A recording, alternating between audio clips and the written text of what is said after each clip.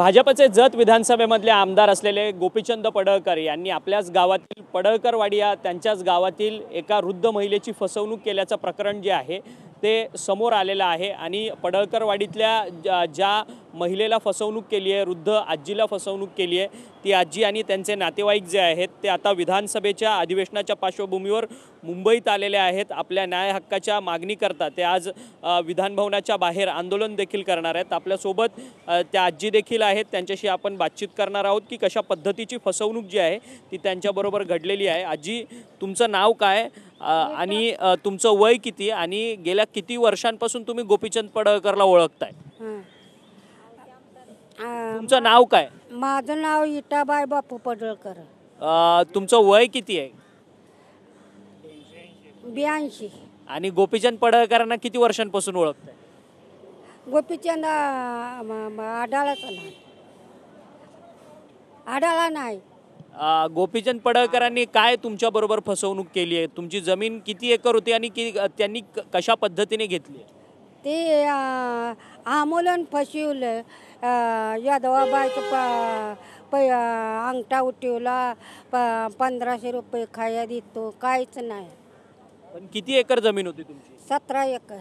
17च्या 17 acre जमीन गोपीचंद पडळकरने हडप केली आहे? हां, खरीद केली आहे। किती रुपयांनी खरीद केली आहे? काय आपल्यासोबत त्यांचे नातेवाईक देखील आहेत आजींचे। तुम्ही आजींबरोबर आलात, तुम्ही आजींचे काय नातेवाईक लागतात आणि गोपीचंद पडळकरांनी कशा पद्धतीने फसवणूक केली आहे तुमचा आरोप आहे? माझं नाव राजेंद्र, आजीचा नातू लागतो मी। तर फसवणूक कशी केली आहे? पेन्शनचं आमिष दाखवून फसवणूक केलेली आहे। पेन्शनचं आमिष दाखवून आजीला गावातून परस्पर उचलून घेऊन जाऊन दस्त करून घेतले। ते आटपाडी दस्त नोंदणी कार्यालयात तिला विचारलं पण नाही की तुला जमीन विकायची आहे नाही विकायची, काही ट्रान्झॅक्शन पण ऑनलाईन दाखवलेले नाही आहेत, काही नाहीत, बोगस दस्त तयार करून घेतला आहे त्यांनी पूर्णपणे। किती एकर जमीन होती सगळी आणि ह्या जमीन जी काही खरेदी विक्री प्रक्रिया होती त्याच्यामध्ये काय आजींच्या अकाउंटमध्ये गोपीचंद पडळकरांकडून पैसे टाकण्यात आले का? नाही, काय टाकण्यात आले पैसे? ज्या दिवशी दस्त झाला त्या दिवशी काहीच ट्रान्झॅक्शन केलं नाही आहे। त्यानंतर आम्ही थोडंसं कालवा केला किंवा हरकत घेतली, म्हणजे तक्रार नोंदवली, त्या दिवशी त्यांनी ट्रान्झॅक्शन केलं 5 लाखाचं, पण ते मुद्दाम ट्रान्झॅक्शन केलेलं आहे। आता आजीचं अकाउंट पण बंद आहे आणि आजीला अशी कोणतीच अकाउंटमध्ये पैसे आल्यानंतर तिला पण कल्पना नसते कोणतीच, कारण ती कधी बँकेतच जात नाही आहे। त्यांनी काही चेक वगैरे आपल्याला असं काहीच दिलेलं नाही आहे। परंतु हे 5 लाख रुपये तुम्ही वापरले का जे गोपीचंद पडळकर? आम्हाला नकोच आहेत ना ते। मुळात आमची जमीनच विकायची नाही आहे।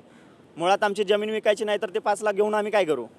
पण मग ह्याच्यामध्ये कोण पडद्यामागची भूमिका या सगळ्या घटनेच्या संदर्भात साकारताय? आजींची 17 एकर जमीन चोरीला म्हणजे चोरण्याचा प्रयत्न करतो। यामागे गोपीचंद पडळकरच्या फार्म हाऊसचा मॅनेजर आणि त्यांचा जो भाऊ आहे त्या सगळ्यांनी मिळून, म्हणजे फार्म हाऊसच्या मॅनेजरच्या नावावरती सर्व जमीन केलेली आहे। त्यांच्या भावाचं नाव काय? ब्रह्मानंद पडळकर।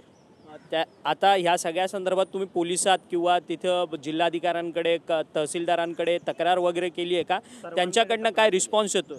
सर्वांकडे तक्रार केलेली आहे पण कोणीच रिस्पॉन्स देत नाही आम्हाला, कोणीच देत नाही आहे तिथं, म्हणजे दातच घेत नाही कोणी।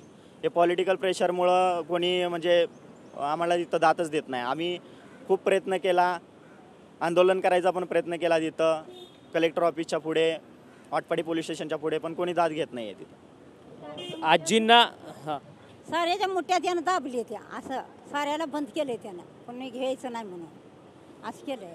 मग सांगली केली, आटपाडी केली, इट केलं, पण कुठंच आमची दाद घेतली नाही तिने।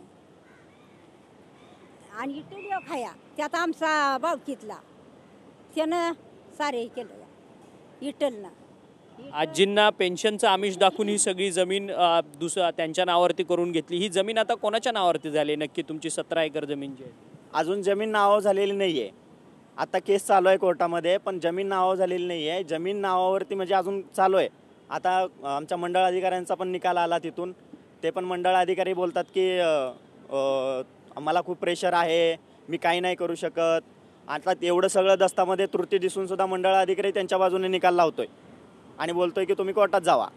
म्हणजे आता या आजीनं ते अजून किती दिवस हे फिरत बसायचं? असं 2-3 महिने झाले आजी फिरते। खरं तर संबंधित 17 एकर विटाबाई पडळकरांची जमीन आहे। 17 एकरची सगळी 17 एकरची जमीन जी आहे ती पडळकर वाडीतली आहे आमदार गोपीचंद पडळकर यांचे बंधू ब्रह्मानंद पडळकर यांनी पेन्शनचं आमिष दाखवून या आजीबाईंना जे आहे ते एका सेवा केंद्रावरती घेऊन गेले आणि सेवा केंद्रावरती घेऊन गेल्यानंतर त्यांच्या अंगठ्याचा त्यांचा अंगठा आणि बाकीच्या काही सरकारी गोष्टी करून त्यांची 17 एकर जमीन जी आहे ती त्यांच्या नावावरती चोरण्याचा प्रयत्न जो आहे तो गोपीचंद पडळकर यांच्या भावाकडनं करण्यात आला असा आरोप या सगळ्या पडळकरवाडीतल्या लोकांचा आहे। आज हे सर्वजण आपल्या मागणीकरता विधानभवनाच्या इथे आलेले असल्याचं आपल्याला पाहायला मिळतंय। यावरती आमदार गोपीचंद पडळकर काय प्रतिक्रिया देणार हे देखील पाहणं महत्त्वाचं आहे। जर्नलिस्ट योगेश अक्षय मंकणी, TV9 मराठी, मुंबई।